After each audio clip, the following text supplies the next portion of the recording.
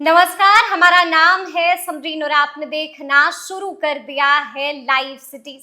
देखिए, बीपीएससी तैयारी 3.0 की परीक्षा संपन्न हो चुकी है। यानी कि अब परीक्षार्थियों को बेसब्री के साथ इंतजार है उनके नतीजे का। लेकिन उससे पहले कई ऐसे परीक्षार्थी हैं जिनका फोन बजता है।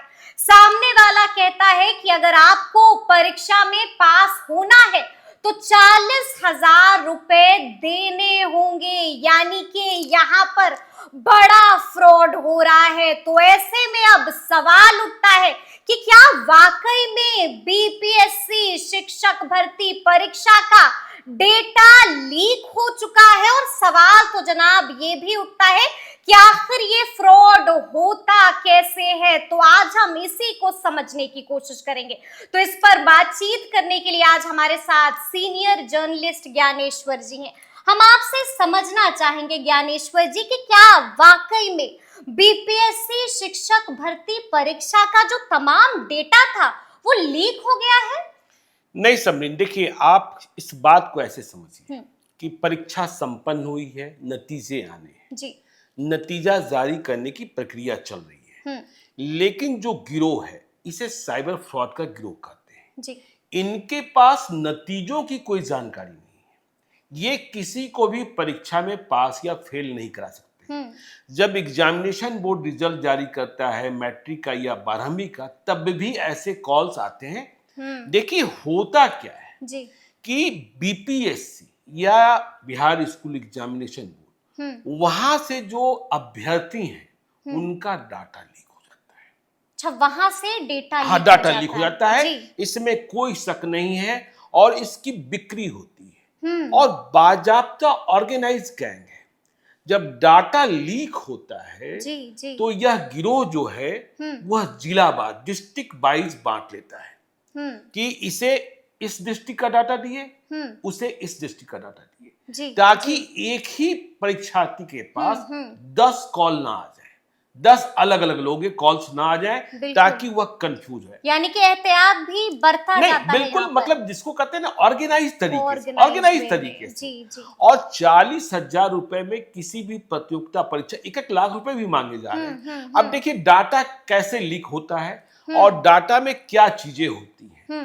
देखिए अभी बीपीएससी तैयारी में भी हो रहा होगा और एग्जामिनेशन बोर्ड के वक्त भी होता है। बिल्कुल। जो फोन करने वाला साइबर फ्रॉड है वह कहता है तुम्हारा नाम ये है, बिल्कुल, तुम्हारे पिताजी का नाम ये है जी, तुम्हारा रोल नंबर ये है, तुम्हारा सेंटर ये था और तुम्हारा डेट ऑफ बर्थ ये है, तुम्हारा नंबर ये अंकित है। ये सब कुछ जो अभ्यर्थी है उसके फॉर्म में अंकित होता है और यही डाटा चोरी हो जाती है, डाटा बेच दिया जाता है। चाहे जो बेचता है, लेकिन बेचता है इसे खोजा जाना चाहिए, ठीक है। और यह साइबर फ्रॉड गैंग के पास चला जाता है। इसके बाद साइबर फ्रॉड गैंग जो है वह अपने तरीके से जब नतीजों की तारीख करीब आती है वह ऑपरेट करना शुरू होता है। अब देखिए क्या कहता है, 2 नंबर से तुम फेल हो रहे हो जी, 4 नंबर से फेल हो रहे हो। बिल्कुल। जब एग्जामिनेशन बोर्ड का मैट्रिक का 12वीं का नतीजा आना होता है तो कहता है 2 नंबर से तुम्हारा फर्स्ट डिवीजन छूट रहा है। तो देखिए एग्जामिनेशन बोर्ड के समय क्या राशि मांगता है, 5,000 रुपए दे दो, 4,000 रुपए दे दो, मैं एग्जामिनेशन बोर्ड का ये बोल रहा हूँ वो बोल रहा हूँ।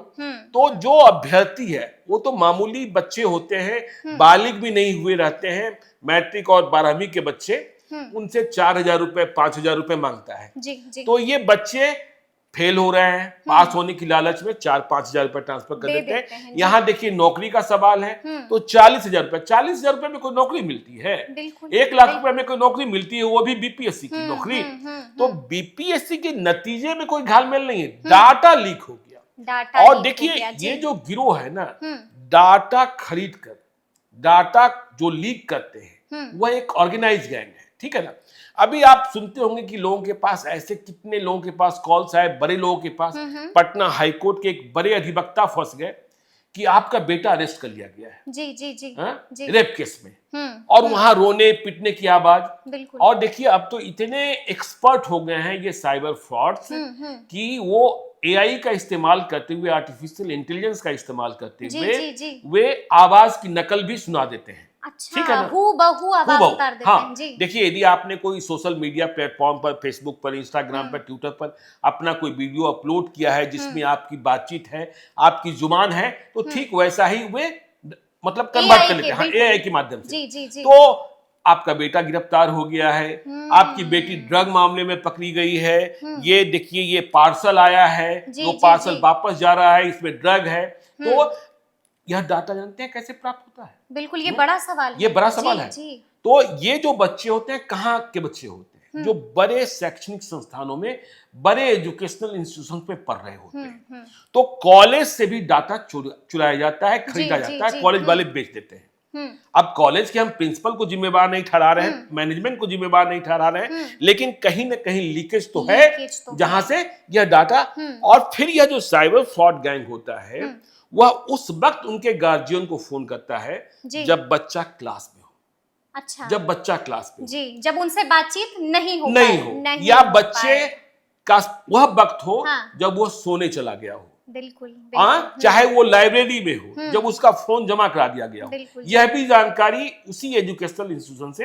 और प्राप्त पिताजी परेशान हो जाएंगे, माताजी परेशान हो जाएगी, मैं फोन लगा रहा हूं, वह उठा नहीं रहा है, इसका मतलब सचमुच अरेस्ट हो गया है, और वो पैसा घर में मातम पसर जाएगा। तो एक बात देखिए, यह जो साइबर फ्रॉड गैंग है, जी जी जी। किसी को भी परीक्षा में पास नहीं करा सकता है, किसी को परीक्षा फेल में नहीं फेल करा नहीं करा सकता है। हाँ, इसके पास डाटा आ जाते हैं, और इसका पता किया जाना आवश्यक है कि यह डाटा मिलता कैसे है, मिलता कैसे ठीक है, है ना? जी जी जी। और देखिए, कोई भी जो ग्रामीण इलाके में रहने वाले लोग हैं, जिन्हें कम जानकारी है, उनको लगता है 40,000 रुपए का ही सवाल है, 5,000 रुपए का ही सवाल है, बिल्कुल। और इतनी जानकारी दे रहा है, डेट ऑफ बर्थ बता रहा है, तब मोबाइल तो नंबर सही बता, ही हाँ, कह रहा सब कुछ, होगा। हाँ, बिल्कुल सही बिल्कुल, कह रहा जी, है, जी, ठीक है जी, ना? हाँ। तो इसी कंफ्यूजन में ये सारे लोग इस जाल में फंसते हुए चले जाते हैं, फंसते हुए जी। चले जाते हैं। लेकिन ज्ञानेश्वर जी, एक बड़ा सवाल अब भी बना हुआ है जी। कि तमाम इस तरह की जो फ्रॉड कंपनियां हैं, जो पूरा गैंग है, फ्रॉड गैंग जो है, जी। ये काम कैसे करता है? कितने लोग शामिल होते हैं इसमें? कैसे काम करता है? नहीं, देखिए, आपको हमने प्रारंभ में ही बताया जी। कि जब ये डाटा प्राप्त करते हैं, डाटा हाँ। खरीदते हैं, जी। जहां से डाटा चुराया गया, हम्म तो गिरोह तो बड़ा है। हम्म और देखिए, अब वो पुरानी बात हो गई कि जामतारा जो है, वह हाँ, पूरे देश जी। में साइबर फ्रॉड का कैपिटल है। कैपिटल है। देखिए, अपना बिहार हम्म अब जामतारा से कम नहीं है, अपना बिहार जामतारा से कम नहीं है? जामतारा से कम नहीं है। जी। देखिए, नालंदा, नवादा, शेखपुरा हम्म जामतारा को चुनौती दे रहा है।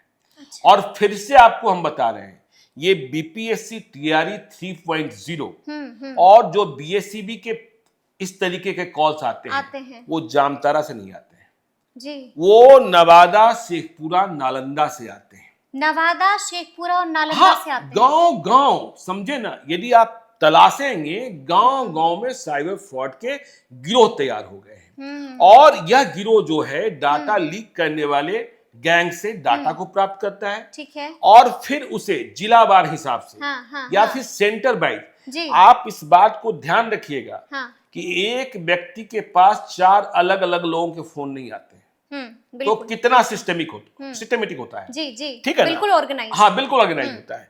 और देखिए, शुरुआत कहां से हुई थी? यदि हम बिहार की बात करें, तो देखिए, नालंदा में एक जगह है कतरी सराय, अच्छा। ठीक है ना? कतरी सराय थाना कहते हैं। जी जी। तो कतरी सराय पोस्ट ऑफिस था, और वहां कई वैद्य हुआ करते थे, ठीक है ना? जी। पुराने वैद्य, वे सफेद दाग, दांत दिनाई, खुजली, इसकी, हाँ, इसकी दवाएं तैयार करते जी, थे, जी, और जी। पुरिया से डाक के माध्यम से जाता था।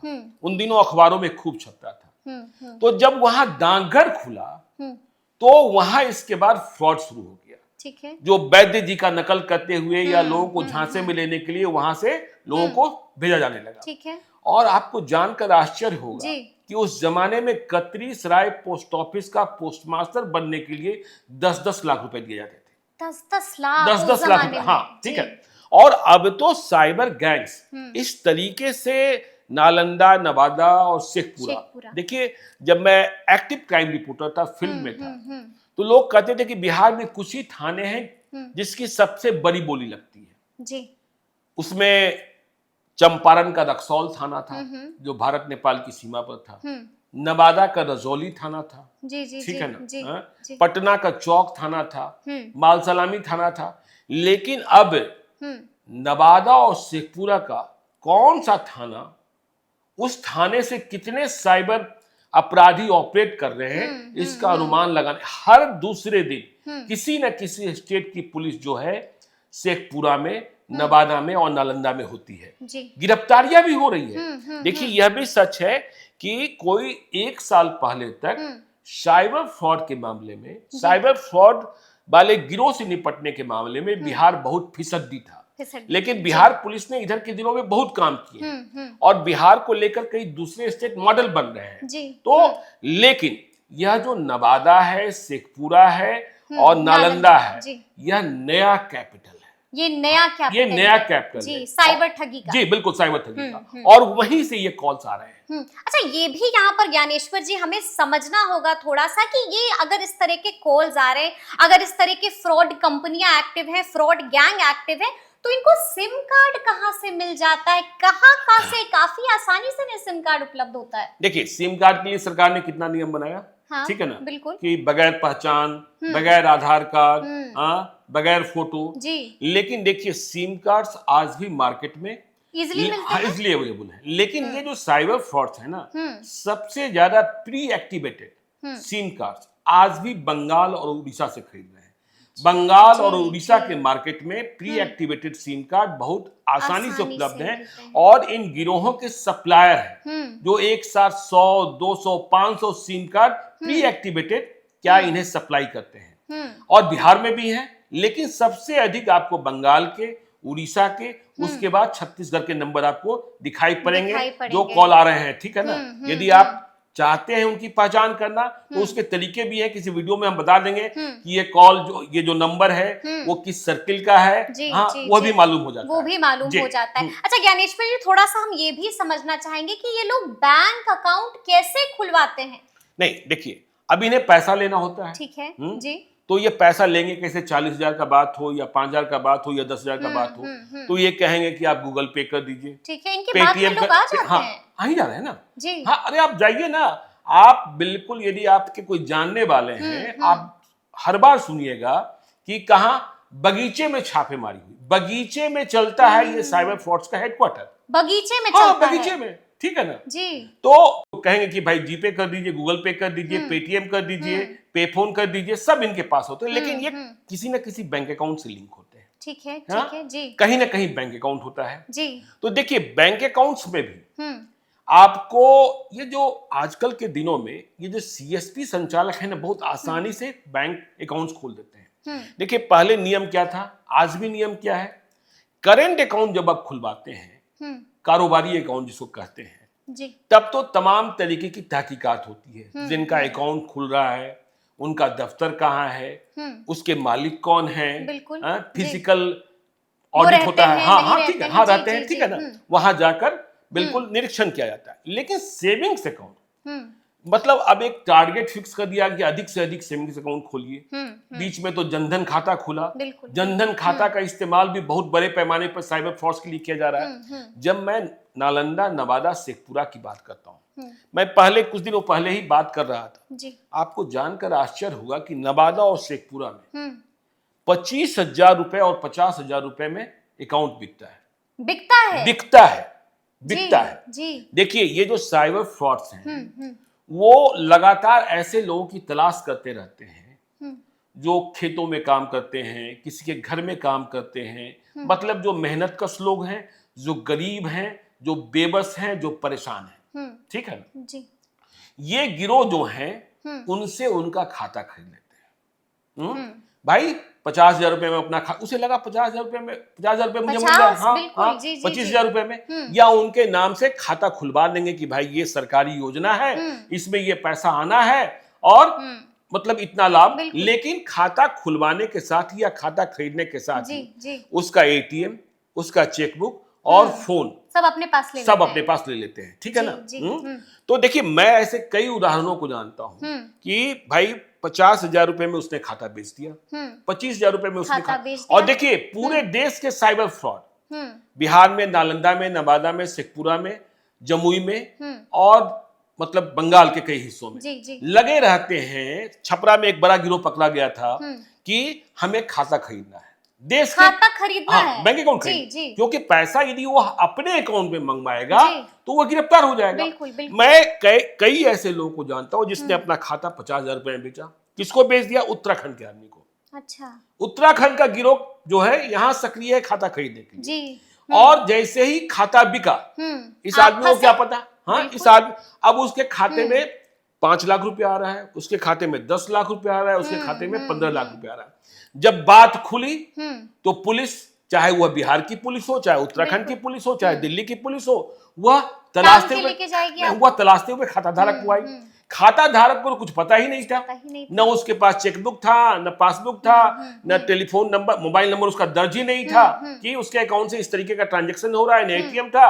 अब यह पकड़ा भी गया तो उसे पता ही नहीं है कि हमने 50,000 रुपए बेचा किसे था। बिल्कुल बिल्कुल जी। ऐसे लोग भी हैं, देखिए गिरोह के ऐसे लोग भी हैं जो मजदूर लोगों के साथ, गरीब लोगों के साथ, उनके साथ दोस्ती करेंगे, उन्हें 1-2 दिन दारू पिलाएंगे, मुर्गा खिलाएंगे, मांस खिलाएंगे और उसके बाद खाता खुलवा लेंगे कुछ पैसे देकर के। तो अब देखिए इसके कारण इतनी परेशानी हुई। मैं शेखपुरा में आज ही बात कर रहा था जी। कि बैंक कितने परेशान है। शेखपुरा में अब आसानी से सेविंग अकाउंट्स नहीं खुलते हैं, नहीं खुलते हैं। देखिए सारे बैंक्स के मैनेजमेंट ने शेखपुरा को लेकर और नवादा को लेकर कि आपको इस तरीके से सेविंग्स अकाउंट नहीं खोलने जी। आपको 5,000 रुपए के अकाउंट नहीं खोलने, आपको कम से कम 25,000 रुपए के अकाउंट खोलने। पहले क्या था, आप आधार कार्ड लेके जाइए, पैन नंबर लेके जाइए, पैन नंबर नहीं भी है तो फॉर्म 60 लगेगा, अकाउंट खुल जाता था। वहीं आपको चेकबुक मिल गया, वहीं एटीएम मिल गया, वहीं पासबुक मिल गया, काम खत्म हुआ। लेकिन अब शेखपुरा में और नवादा में इस तरीके से आपका कोई भी अकाउंट, क्योंकि हर दूसरे दिन किसी न किसी प्रदेश की पुलिस पहुंच रही है और खातों की जांच हो रही है, ठीक है, खाते फ्रीज किए जा रहे हैं और जो खाता का जो असली ऑनर है या तो उसका पता नहीं चल रहा है, और यदि पता चल रहा है तो वह किसी खेत में काम करने वाला है या कोई दिहाड़ी मजदूर है, इस तरीके के लोग हैं। तो अब देखिए मैं आज ही बात कर रहा था वहां जो बड़े प्राइवेट बैंक्स हैं कि वो कहते हैं कि भाई पहले आधार कार्ड लेके आओ, ठीक है, आधार कार्ड का वो खुद सत्यापन करते हैं थंब इंप्रेशन के साथ जी जी, ठीक है ना जी। कितना बड़ा संदेह के घेरे, मैंने कहा ना कि जामताड़ा भूल जाइए, अब नवादा शेखपुरा नालंदा यह नया कैपिटल है तो थंब इंप्रेशन के साथ मिलान किया जाता है।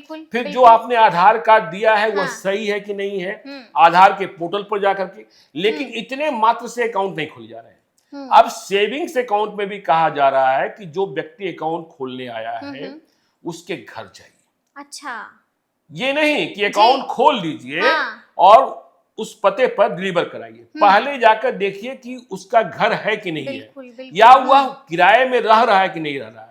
वहां उसकी तस्वीर लीजिए, लाइव तस्वीर, ठीक है ना, और लाइव लोकेशन भेजिए जी। तो ये तमाम प्रयासों के बाद खाते खोले जा रहे हैं, ये रोकथाम करने की कोशिश है, ठीक है ना। तो देखिए साइबर फ्रॉड्स जो है, एक बात और ध्यान रखिएगा, ये फ्रॉड्स जो हैं जो आप कह रही हैं कि देखिए बचने का उपाय क्या होना चाहिए, नहीं होना चाहिए, कि हमने प्रारंभ में ही कहा कि ये नहीं है कि ये नंबर बढ़वा देंगे या नंबर घटवा देंगे, इनके पास कुछ होता ही नहीं होता है, ठीक है ना।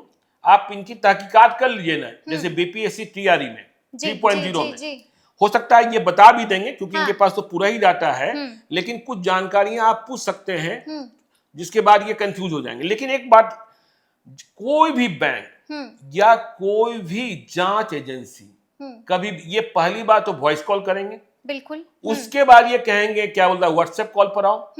कोई भी जांच एजेंसी व्हाट्सएप कॉल नहीं करती है, ठीक है ना, और व्हाट्सएप कॉल रिकॉर्ड नहीं होता है, व्हाट्सएप कॉल को ट्रेस करना, ट्रैक करना जल्दी संभव नहीं होता। इसलिए जैसे ही व्हाट्सएप कॉल की बात हो, और देखिए हम अपने दर्शकों को बार बार कहते हैं कि यदि नंबर अनजान है, समझे ना जी, तो व्हाट्सएप कॉल रिसीव ना करें। आज ही सुबह मेरे पास एक कॉल आया, आपके पास कॉल आता ही रहता है जी, कि आपका नंबर अगले 2 घंटे में ब्लॉक किया जा रहा है, और यदि इससे बचना चाहते हैं तो ये नंबर डायल करें। मुझे पता था, समझे ना, क्योंकि हमने कई, और देखिए डिजिटल लॉक करने वाले, डिजिटल अरेस्ट करने वाला गिरोह है।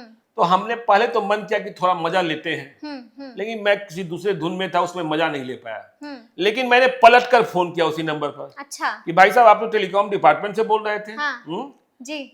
तो मेरा नंबर तो आ गया होगा ट्रू कॉलर पर। बिल्कुल, बिल्कुल, जी। मेरा बोलने का लहजा भी थोड़ा कुछ ऐसा है। तो उसने कहा नहीं नहीं नहीं भैया, मैं तो बिहार शरीफ से बोल रहा हूँ, समझे ना। अच्छा। देखिए बिहार शरीफ ही आया, तुरंत में लहजा बदल गया। हाँ, बिहार शरीफ ही आया। जी जी। बिहार, नालंदा, नवादा, शेखपुरा, वहीं से बीपीएससी टीआरई 3.0। हाँ, इस गिरोह ने यदि और किसी गिरोह को किसी और जिला का डाटा बेचा होगा तो आप समझ लीजिएगा कि गिरोह का विस्तार हुआ है। समझे। चलिए, एक आखिरी सवाल है ज्ञानेश्वर जी, हम आपसे अंतिम में ये जानना चाहेंगे कि अगर कोई इस ठग का शिकार हो जाता है तो सबसे पहले उसे क्या कुछ करना होगा? साइबर यूनिट को कंप्लेन कीजिए। जी जी, आपको जाना होगा वहां पर और कंप्लेन करना नहीं, होगा। आजकल तो देखिए बिहार में व्यवस्था हो गई ना, जब से जो आया है नया बीएनएस आया है कि आप ऑनलाइन कंप्लेन कर सकते हैं।